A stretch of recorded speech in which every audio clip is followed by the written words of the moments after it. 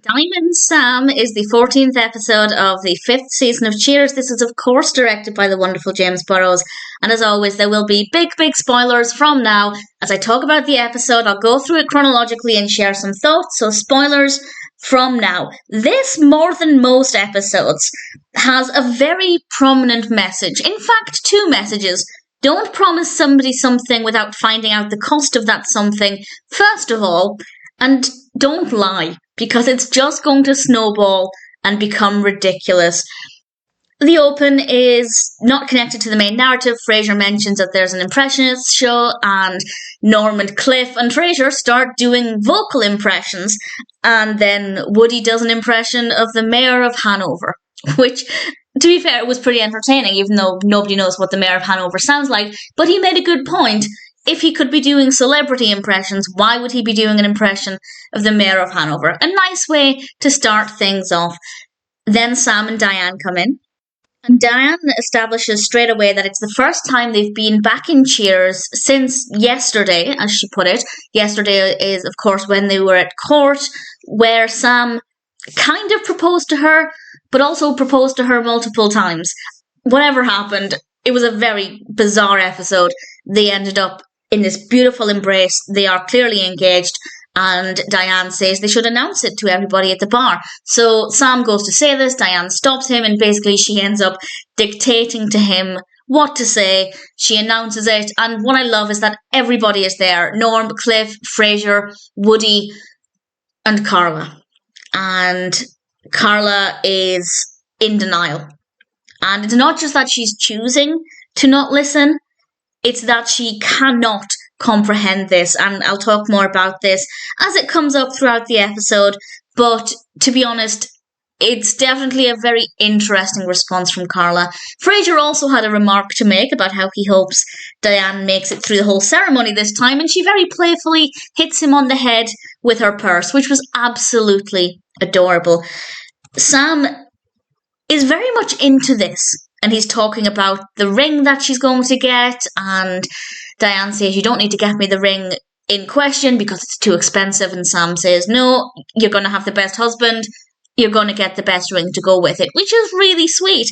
And when Diane leaves the room, Sam calls up the jewellers, and he's phoning to inquire about the cost of the ring, and I love the execution of this. Absolutely fantastic. He phones, he says, how much is it?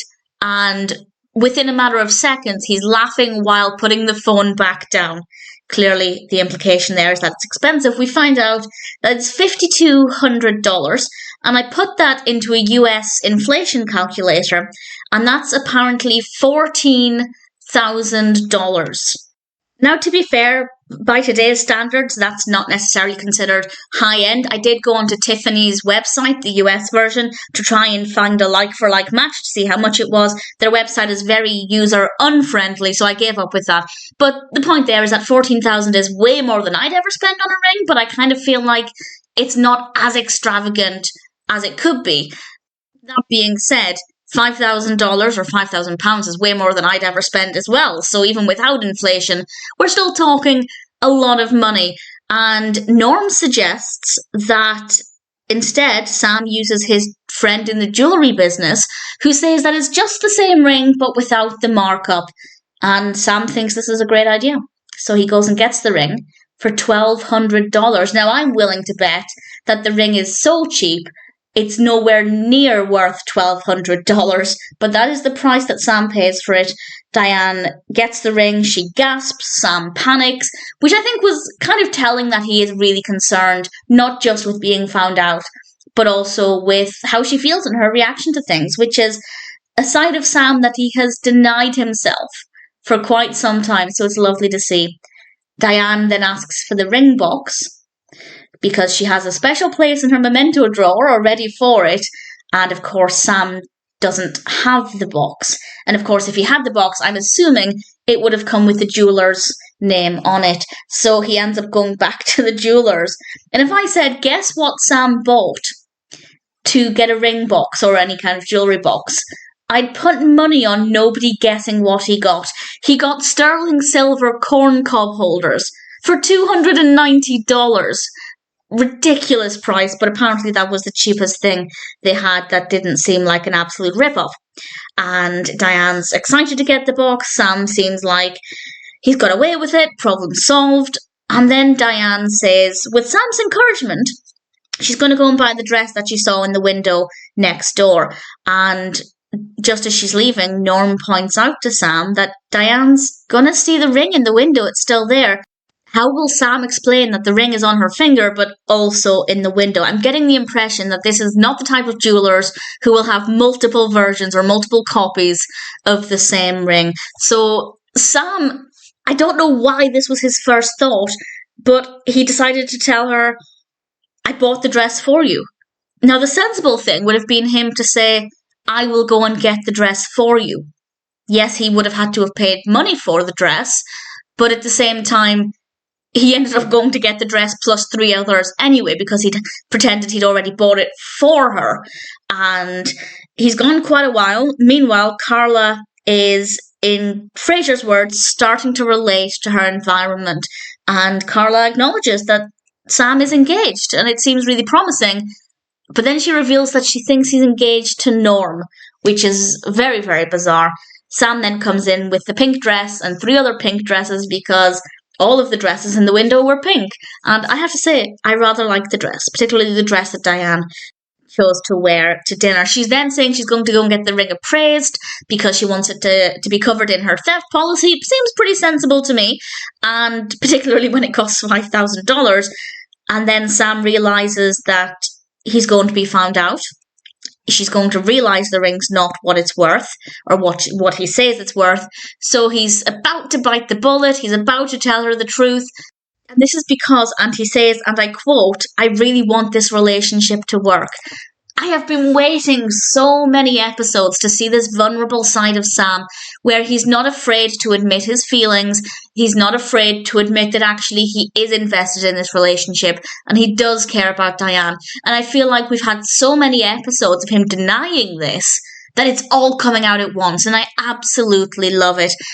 Unfortunately, he's not able to tell her the truth. He says he's going to the doctors, and obviously Diane panics. Everything's fine, it's just a checkup.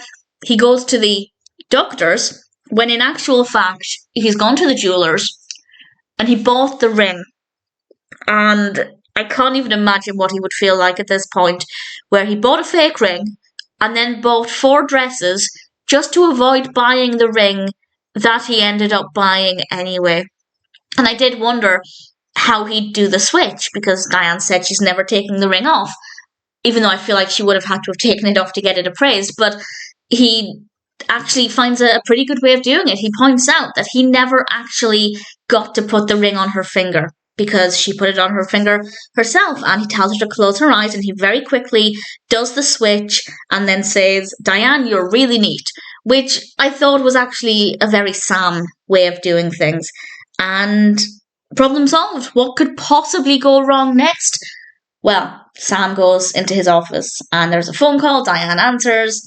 And my heart broke a little bit because it's a message for Norm, who is, as Diane points out, uncharacteristically not at Cheers at that point.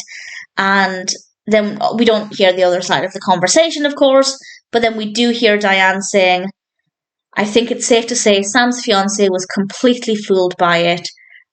And it kind of broke my heart a little bit. I think it's the word fooled there.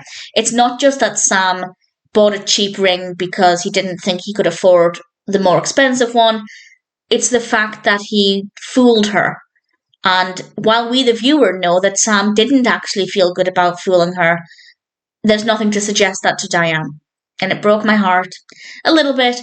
The next thing we know, they're in the car. That's a rarity. We very rarely see people driving in Cheers. It does happen, but definitely not that frequently. And Sam is trying to get Diane to talk, which definitely suggests that she's really hurting. If Diane is not saying anything, that's a big sign that something is wrong and that she's really hurting because of this. But eventually she does talk, and she kind of isn't listening to what Sam is saying, or is refusing to believe what he's saying. He mentions that there was another ring, he switched them, she doesn't believe him. She throws the ring, the real ring, out of the car window, and then a car smashes into the back of Sam when he brakes, and we get back to that in a moment. And then Diane realizes what Sam said. He switched the rings. She just threw a $5,200 ring out of the window. We next see them on the floor, digging in a drain, trying to find the ring. And it's definitely very back and forth. I do feel like we're on the precipice of an argument, and then things mellow out, and then somebody says something negative again. For a moment, it seemed like Sam was putting that wall back up because he remarked to Diane that he was in a poorhouse thanks to her. And straight away my thought was, this has nothing to do with Diane. Diane never asked for the expensive ring. She didn't ask for him to lie. She didn't ask for him to buy 4 dresses and then to buy the genuine ring. Not Diane's fault, but thankfully we didn't go down that journey for too long. Sam actually tallies up all of the charges.